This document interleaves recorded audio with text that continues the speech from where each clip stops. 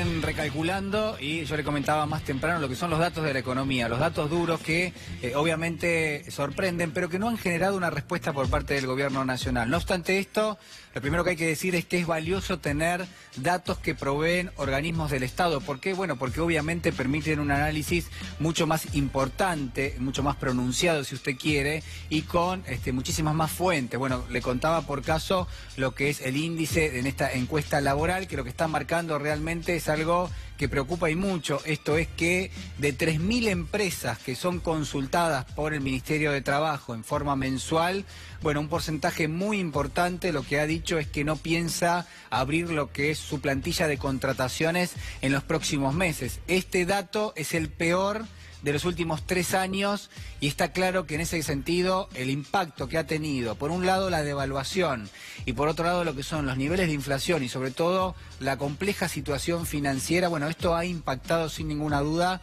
en los planes de las empresas.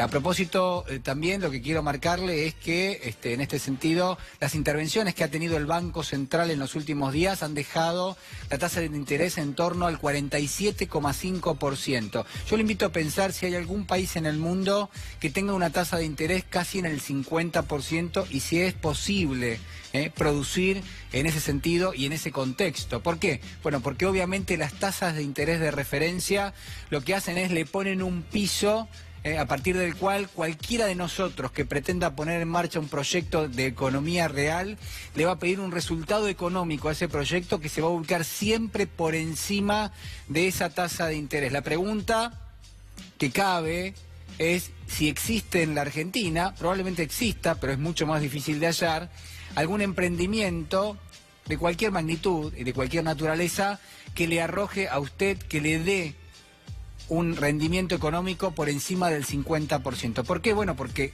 50% pagan directamente las letras del Banco Central, directamente por no hacer absolutamente nada.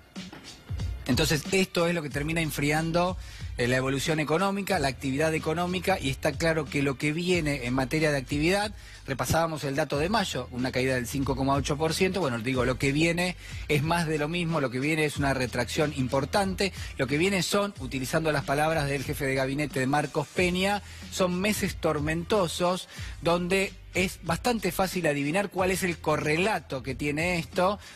Por un lado, obviamente cuando hay menos actividad económica, lo que hay también es, en principio, menor creación de puestos de trabajo, y por otro lado también los estados recaudan menos porque se pagan menos impuestos y por ende tienen menos recursos para hacer distintos tipos de políticas. Bueno, en ese sentido, entonces, si el gobierno ha comprometido, ayúdeme con el razonamiento, si el gobierno se compromete a hacer un recorte en materia presupuestaria, hay que también mensurar que si se le achica la cantidad de recursos disponible, al mismo tiempo el recorte va a terminar siendo mucho más impactante en las finanzas públicas porque hay menos recursos precisamente disponibles a raíz de la caída de la actividad económica. Hay todo un mapa que es muy complejo desde el punto de vista económico, que tiene al mercado de empleo por un lado como eje, también lo tiene a lo que son los números de inflación, una inflación que viene creciendo en la Argentina, con un dato que es el más importante en los últimos prácticamente 2 años, es 3,7% del mes de junio.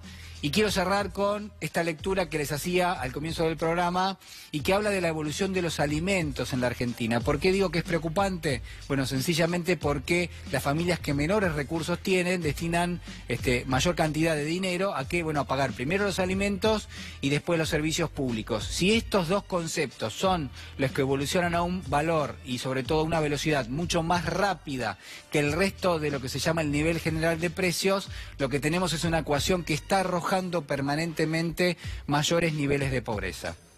Ojalá el gobierno reflexione, ojalá haya quienes salgan a decir qué es lo que está pasando en la Argentina y sobre todo cuáles son las medidas que se van a tomar de aquí en adelante. Yo me quiero despedir de todos ustedes, quédense porque ya viene Mariela Fernández a la noche de C5N. Muchísimas gracias.